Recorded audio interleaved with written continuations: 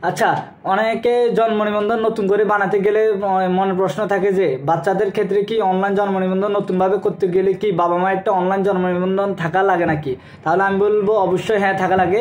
আপনার বাচ্চা যদি 2000 সালের পরে জন্মগ্রহণ করে থাকে তাহলে অবশ্যই আপনাদের জন্ম নিবন্ধন থাকা লাগবে। অর্থাৎ মা বাবা যদি আবেদন করে, মা বাবা আর নিজস্ব জন্ম নিবন্ধন অনলাইন থাকা লাগবে।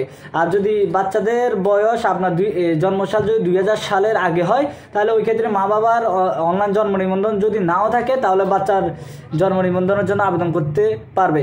আর বাচ্চা বলতে হয়তো অনেকে ভাববেন যে ছোট বাচ্চাদের কথা বুঝাচ্ছি, অর্থাৎ আমি এখানে বাচ্চা বলতে দুইজনের কথা বুঝাচ্ছি। 2000 সালের পরে যারা জন্মগ্রহণ করছে তাদের জন্য যদি অনলাইনে জন্ম নিবন্ধনের জন্য আবেদন করেন তাহলে তাদের অবশ্যই বাবা মায়ের অনলাইন জন্ম নিবন্ধন থাকা লাগবে। আর যারা 2000 সালের আগে জন্মগ্রহণ করেছেন তো তাদের ক্ষেত্রে বাবা মায়ের অনলাইন জন্ম নিবন্ধন না থাকলেও আপনারা জন্ম নিবন্ধনের জন্য আবেদন করতে পারবেন। আশা করছি বুঝতে পেরেছেন। কিছু না বুঝলে অবশ্যই কমেন্ট করে জানাবেন। ধন্যবাদ।